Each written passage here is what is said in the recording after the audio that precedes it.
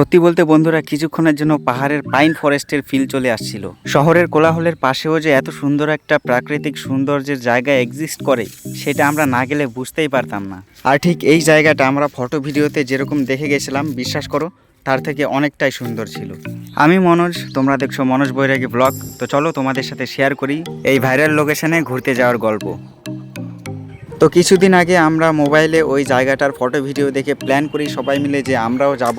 আর আগেই বলে দিই যে জায়গাটা কিন্তু প্রপার বিহারের মধ্যেই পড়ে, কিষানগঞ্জ থেকে পুরোপুরি 15 কিলোমিটার ভিতরে, ডাহুক নদীর একদম পারে। প্রথমে আমরা 4 জন বাড়ি থেকে 2টা বাইক নিয়ে বেরিয়েছিলাম, কিন্তু আমাদের বেরোনোর পরেই আরও 2 জন আমাদের পিছনে পিছনে আসছিল। তো তাদের জন্যই আমরা রাস্তার পাশে একটা ধাবায় ওয়েট করছিলাম। তারপরে ওই 2 জন আসার পরেই আমরা ধাবা থেকে খাবার অর্ডার দিয়ে নিয়েছিলাম, কারণ আমাদের মধ্যে বেশিরভাগই বাড়ির থেকে খেয়ে আসেনি। তাই ভাবলাম যে আগে এখান থেকে খেয়ে যাই, এমনিতেই গরমে অবস্থা খারাপ হয়ে যাচ্ছিল সবার।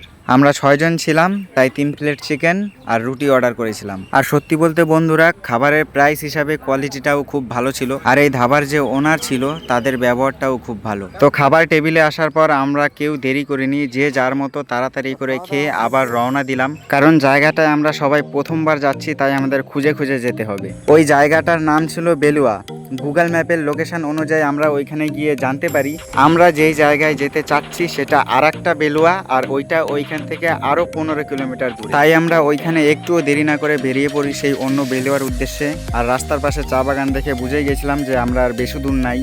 আর এই কথা বলতে বলতেই আমরা ফাইনালি পৌঁছে গেছি আমাদের ডেস্টিনেশনে। আর জায়গাটা পুরো একদম মেন রোডের পাশেই, তো রাস্তা দিয়ে যে কেউ যাবে সেই নোটিস করতে পারবে। আর যে কেউ নোটিস করবে না কেন বলো, তোমরা শুধু এখানকার যাওয়ার রাস্তাটাই দেখো, দুপাশে কত সুন্দর করেই না গাছগুলো লাগানো রয়েছে।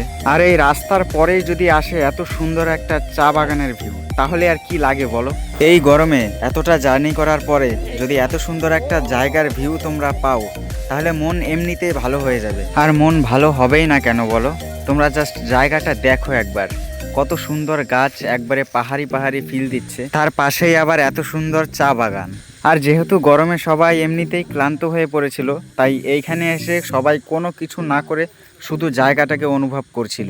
আর স্পেশালি বলতে গেলে এই জায়গাটাই যারা প্রি ওয়েডিং বা ওয়েডিং ফটোশ্যুট ভিডিও শ্যুট করতে যাও তাদের জন্য তো একদমই পারফেক্ট প্লেস। কারণ এত সুন্দর একটা চা বাগান আর তারই সাথে এত সুন্দর সারি সারি গাছের একটা বাগান একসাথে কোথায় দেখা যায় বলো। আমাদের এখানে আসতে আসতে অনেক দেরি হয়ে গেছে, তাই এইখানে এসে আমরা বেশি সময় থাকতেও পারছি না, বাড়ি থেকে কেউ স্নানও করে আসেনি।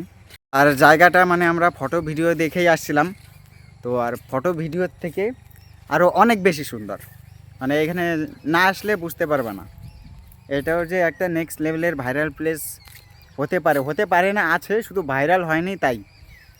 দেখো শুধু একবার কত সুন্দর চা বাগানের মধ্যে দিয়ে লম্বা লম্বা সুপারি গাছ। ওই দিকে হয়তো আমরা যাব না, আমাদের সময় নাই এখন। আমরা এই বাগানে এখানে আসছিলাম, গাছের বাগানে লম্বা লম্বা গাছ।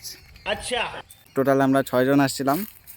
এখন বাড়ির দিকে যাওয়ার প্রস্তুতি চলতেছে, বাড়ি যেতেও 1 ঘন্টা লেগে যাবে। যেহেতু আমাদের আসতেও অনেক সময় লেগে গেছিলো, তাই আমরা এইখানে আর বেশি সময় কাটাইনি। আর আমাদের বাড়ি পৌঁছাতেও প্রায় অনেকটাই সময় লাগবে, তাই আমরা সবাই বাড়ির দিকেই রওনা দিলাম।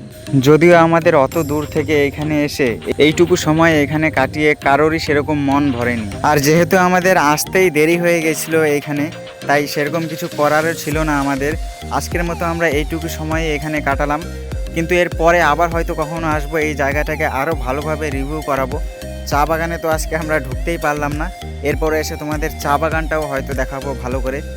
তারপর মেন রোডে উঠে বেলুয়া হাট থেকে ডাইরেক্ট কিষানগঞ্জের রাস্তায়, আর কিষানগঞ্জে গিয়ে বিভৎস জ্যাম বের করে ফাইনালি আমরা NH-12 আমাদের বাড়ির দিকে রওনা দিলাম।